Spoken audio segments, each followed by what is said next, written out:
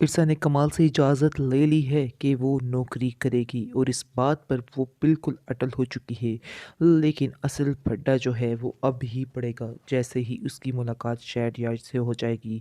फिर देखेगा कि क्या तमाशा होता, क्योंकि वो एक लालची इंसान है जिसकी वजह से अब ये भी फंसने वाली है। ये तो समझ रही है कि वो बहुत ही अच्छा और नेक इंसान है, लेकिन इसका ये बात जो इसके दिमाग में बैठ जाती है वो बिल्कुल गलत होती है और उस पर बेजा जो यकीन करने लग जाती है। ये ही असल फसाद की जड़ है। आप देखेंगे कि काफ़ी ज़्यादा करके हालात ख़राब होने वाले हैं इरसा के। और आइज़ल को तो एक नया मौका मिल चुका है और अब नया ठिकाना मिल चुका है। अब बात बात पर अब वो शहरयार को ही अंदर आइज़ल लेकर अपनी आएगी। खाला से बातें कर रही होती है और काफ़ी ज़्यादा बातों में ही गुम हो जाती हैं दोनों और बदले की आग में पागल हुई होती हैं, जिसकी वजह से आप देखेंगे कि सारी बातें कमाल उनकी सुन लेता है और उनको पता चल जाता है कि ये ही सारी फसाद की जड़ है, यानी कि बेटी उसकी बेटी ने ही उस औरत को बुलाया है और इसके साथ मिलकर वो सारे मसले कर रही है, यानी कि इर्सा की ज़िंदगी महाल करने का मसला कर रही है। जैसा भी है, जो भी है, लेकिन कमाल जो है वो इर्सा से बहुत प्यार करता है। ये चीज़ आइज़ल को भी समझ आ चुकी है और आइज़ल इस ज़िद के पीछे वो बुरा हश्र कर रही है, यानी कि तरह-तरह के इल्ज़ामात लगाए जा रहे हैं इर्सा पर, तरह-तरह की ताने कसे जा रहे हैं, तरह-तरह की बातें की जा रही हैं, जिसकी वजह से इर्सा भी काफ़ी टेंस थी। लेकिन अब उसकी सारी परेशानियों का हल मिल चुका है, क्योंकि कमाल को पता चल चुका है कि अब आइज़ल ने ही सारी गेम रचाई है, जिसकी वजह से वो आइज़ल को कहता है कि मुझे आज शर्म आ रही है तुम्हें अपनी बेटी कहते हुए। आखिर तुम मेरी बेटी कैसे हो सकती हो? मैंने तो कभी किसी का बुरा नहीं चाहा था। लेकिन अगर तुम्हें ऐसा हुआ क्या? यानी क्यों तुम ऐसे कर रही हो? जिसकी वजह से वो सोचो-विचार में लग जाता है कि आखिर ये लड़की गई किस पे है? तो जी जाती ये अपनी खाला पर ही है, क्योंकि खाला भी इसकी फसादी और ये भी फसादी। दोनों मिलकर काम कर रहे हैं तमाम और ईर्षा की ज़िंदगी कर रहे थे महाल। लेकिन ये सीन ज़्यादा देर नहीं चलेगा, अब अंदर ही अंदर सारी गेम चलेगी। इसके बाद आप देखेंगे कि सुनकर शम्सा की बहन काफ़ी ज़्यादा उदास हो जाती है, काफ़ी ज़्यादा परेशान होती है कि आखिर उस पर इल्ज़ाम कैसे लग गया, कैसे पता चल गया सारा कुछ। लेकिन ख़ैर अब उसका तो बांडा फूट चुका है, जिसकी वजह से वो काफ़ी परेशान है और इस घर से जाने के लिए, रुखसत होने के लिए तैयार होना चाहिए उसको। दूसरी तरफ आप देखेंगे कि कमाल को समझ नहीं आ रही है कि आखिर वो कैसे इरसा से माफ़ी माँगेगा, कैसे उसको कहेगा कि वो उसको माफ़ कर दे, कैसे सारी बातें कर पाएगा उससे, क्योंकि इरसा तो बार-बार उससे कहती रही कि आप मेरी बात का यकीन नहीं कर रहे, आप मुझ पे ट्रस्ट नहीं कर रहे, ये नहीं कर रहे, वो नहीं कर रहे, लेकिन कमाल ने उसकी एक नहीं सुनी।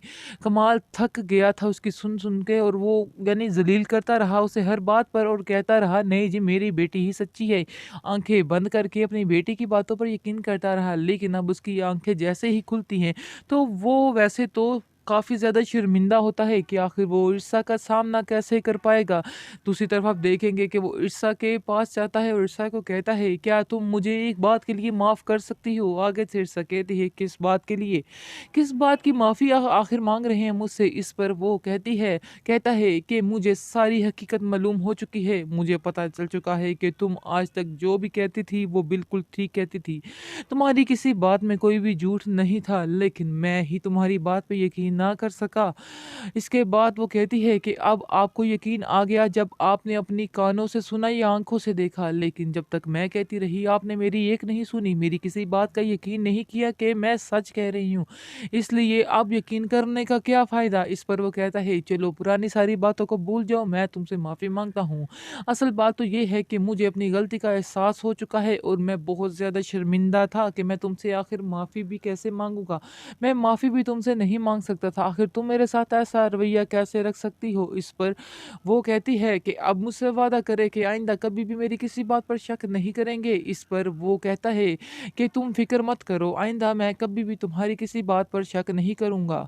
तो दूसरी तरफ आप देखेंगे कि आइज़ल जो है वो ये समझ रहा है उसका बाप कि उसका पोल खुला है तो वो लड़की ठीक हो जाएगी, लेकिन ऐसा नहीं होने वाला। वो लड़की हरगिज़ ठीक नहीं होगी, बल्कि उसके दिल में एक जंग की उम्मीद और ज़्यादा आ गई है और ज़्यादा गुस्से में आ चुकी है। अब उसने ठान ली है कि पहले तो कोई यानी कमी बेशी हो सकती थी, अब तो कमी बेशी का नाम ही नहीं आता, यानी कि वो अब इसको इस घर से निकाल कर ही सांस लेगी। अब तो उसने पक्का पुख्ता इज़्म कर लिया है कि वो इस घर में उसको टिकने ही नहीं देगी। लेकिन बड़ी ही चालाकी के साथ उसकी खाला उसको कहती है कि तुमने होशियारी के साथ करना है जो करना है, ऐसे बाँ बाँ करने से तो कुछ भी नहीं होगा, सारा मसला ज़्यादा ख़राब होगा। आगे से वो कहती है कि मैं तो बड़ी चालाकी के साथ ही सारा कुछ कर रही थी, लेकिन पता नहीं ये सब कैसे हो गया। मैंने तो बड़ी लंबी प्लानिंग की हुई थी, बड़ी लंबी गेम चला रही थी, लेकिन इतनी जल्दी इस गेम का एंड हो जाएगा मुझे तो खुद समझ नहीं आई कि आखिर ये बात हुई कैसे है। जिस पर वो कहती है कि चलो अब तुम्हें बस बहुत होशियारी के साथ करना पड़ेगा सारा कुछ, तुम्हें अपने बाप से माफ़ी मांगनी होगी और उसका दोबारा से दिल जीतना होगा, और जब तुम अपने बाप का दिल जीत जाओगी उसके बाद ही सारा काम कर पाओगी, वरना तुम्हारे लिए ये सब बातें बहुत ज़्यादा मुश्किल हो जाएंगी। ये बात तुम अपने ज़हन में बिठा के रखना। जिसके बाद उसकी हालत जो है उसको मुकम्मल तौर पर तैयार कर रही है और कहती है कि तुम फ़िक्र मत करो, मैं तुम्हारे साथ हूँ उसको इस घर से निकलवाने के लिए, लेकिन अब हमें जो भी काम करना है बड़ी होशियारी चालाकी के साथ करना है।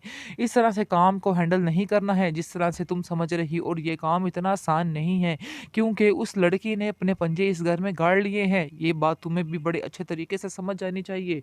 इसके बाद वो कहती है इसके पंजे तो देखना मैं कैसे उखेड़ती, मुझे इसके पंजे उखेड़ने आते हैं। मैं भी आखिर शमसा की बहन हूँ और इस घर में किसी और को टिकने नहीं दूँगी। काफ़ी ज़्यादा देर उनकी बहस चलती रहती है। अब वो दोनों बहनें यानी कि दोनों खाला-भांजी बैठ के नई प्लानिंग के लिए तैयार हो रही होती हैं और सोच रही होती हैं कि आखिर अगली ऐसी क्या प्लानिंग की जाए कि सारा सिस्टम जो है हैंडल हो जाए।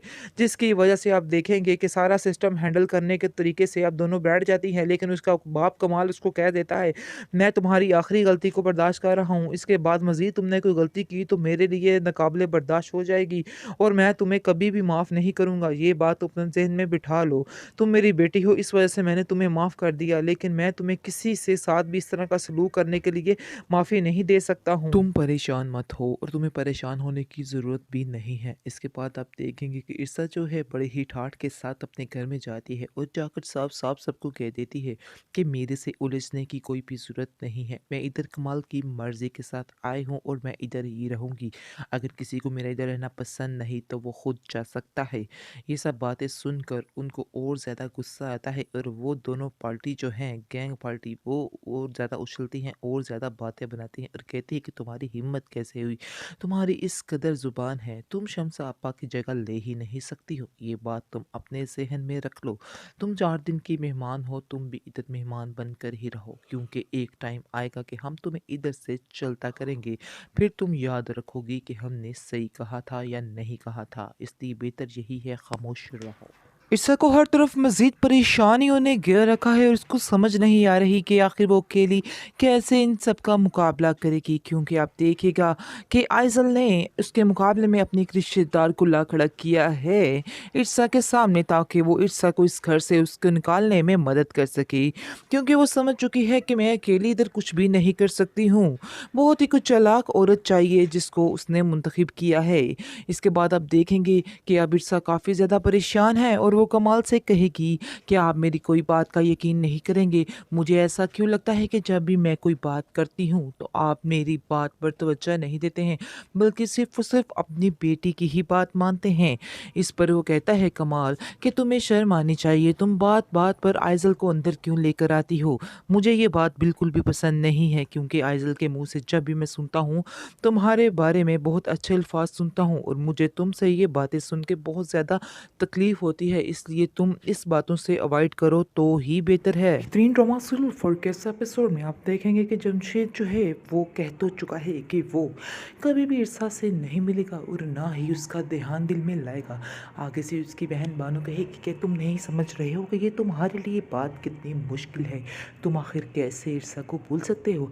इस पर वो कहता है कि मैं ईर्षा की खुशी के लिए कुछ भी कर सकता हूँ, चाहे जो मर्जी हो जाए। इस पर वो कहती है कि मैं ये तो बात जानती हूँ कि तुम कभी भी ईर्षा को नहीं भूल पाओगे। आगे से कहेगा कि नहीं, मैंने अब ये चीज़ ठान ली है कि मैं ईर्षा की खुशी के लिए सारा कुछ करने को तैयार हूँ, चाहे जो मर्ज़ी हो जाए। इसके बाद आप देखेंगे कि बानो कहेगी कि मुझे ऐसा लगता है कि जैसे मुझे ईर्षा से ताल्लुक़ ख़त्म करना होगा, यानी कि इस हमारी वजह से उसके घर में कोई भी मुश्किलात ना आए। इसलिए बेहतर यही होगा कि अब हम ईर्षा से सारे ताल्लुक़ तोड़ लें, उससे कोई वास्ता कोई ताल्लुक़ ना रखें। इस पर जमशीद कहेगा, हाँ मेरा भी यही मानना है, हमें ऐसा ही करना चाहिए, क्योंकि जब तक हम उसके साथ रहेंगे, उससे बातें करते रहेंगे, वो कहीं ना कहीं उसका मेरे बारे में ख्याल आता ही रहेगा। इसलिए बेहतर यही है कि जितनी जल्दी हो सके ये काम हमें कर लेना चाहिए। और तुम भी अब ईर्षा से कोई बात ताल्लुक़ वास्ता मत रखना, अब हमें उसे भूलना ही होगा। इस पर उसकी माँ कहती है कि मैं ईर्षा को कभी माफ़ नहीं करूँगी, जो कुछ उसने तुम्हारे साथ किया है। आगे से वो कहता है कि आप किस किस्म की बातें कर रही हैं, उसने आखिर क्या किया है, उसने तो कभी इस चीज़ का इजहार किया ही नहीं था जिसकी उसको सज़ा मिल रही है। इसलिए बेहतर यही होगा कि आप लोग ईर्षा के बारे में जो कुछ सोच रहे हैं वो दिल से निकाल दें, ऐसी तो कोई बात नहीं वो है। दिल ही दिल में सोचता है कि मैं ईर्षा को एक और मौका दूंगा और उसको आजमाऊंगा, क्योंकि मेरी भी तो एक पास था। तो क्या मैं इस पास को भूल सका हूँ या अपनी बीवी को पहली को भूल सकता हूँ? नहीं भूल सकता। इसलिए मैं उम्मीद यही करूँगा कि ईर्षा जो है वो सिर्फ़ और सिर्फ मेरी ही रहेगी और किसी का उसकी ज़िंदगी में कोई अमल दखल नहीं हो। ईर्षा परेशान होती है और आइज़ल से कहती है कि आखिर तुम क्यों मेरे पीछे हाथ धोकर पड़ चुकी हो? तुम्हें शर्म आनी चाहिए, क्योंकि तुम अपने बाप के सामने तो मुझे छोटी मामा के नाम से पुकारती हो, लेकिन पीछे से मेरा ही बेड़ा गर्क कर रही हो। आखिर तुम क्यों मेरे पीछे कर रही हो? मैं जानती हूँ कि जो भी साजिशें हो रही हैं, ये सब कुछ तुम ही कर रही हो। इसलिए बेहतर यही होगा कि तुम्हें मुझसे दूर होना होगा, क्योंकि तुम मेरी ज़िंदगी में बहुत ज़्यादा ज़हर घोल रही हो। आगे से वो कहेगी कि मेरा मकसद ही यही है, जब तक तुम्हें इस घर से निकाल नहीं लूँगी, मुझे सुकून नहीं मिलेगा। ये बात अच्छे तरीके से समझ लो। आयज़ा ने अपने रिश्तेदार को बुलाकर काफ़ी ज़्यादा कहानी में ट्विस्ट डाल दिया है, यानी कि हर वक्त की अब चिल-चिल रहा करेगी और बात-बात पर अब ताने मिला करेंगे और बात-बात पर ईर्षा को बुरा-भला कहा जाएगा। लेकिन इस बात का ज़िक्र जो है वो नहीं कर पाएगी अभी फ़िलहाल कमाल से, क्योंकि कमाल अभी पूरी तरह से उसकी बात नहीं सुन रहा है। कहीं न कहीं वो भटक जाता है और अपनी बेटी की बात पर यकीन कर लेता है। लेकिन आइज़ल भी बड़ी ही चालाकी के साथ सारा खेल खेल रही है। अपने बाप के सामने तो वो काफ़ी होशियार बनती है और छोटी मामा कहकर पुकारती है। लेकिन पीछे से उसका वो हश्र कर रही है कि बस क्या बोलूँ आपको, वैसे तो आप देख ही रहे हैं। इसके बाद अब देखेंगे मज़ीद ट्विस्ट आएगा, जैसा कि उसकी रिश्तेदार आ चुकी है। अब देखिए दोनों मिलकर क्या प्लानिंग्स करते हैं।